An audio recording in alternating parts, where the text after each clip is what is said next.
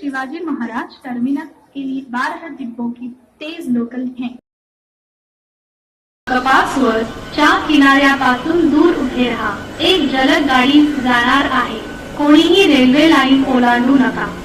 Platform क्रमांक 5 के किनारे से दूर खड़े रहिए, एक जलद गाड़ी जाने वाली है, कोई यात्री रेलवे लाइन पार न करे।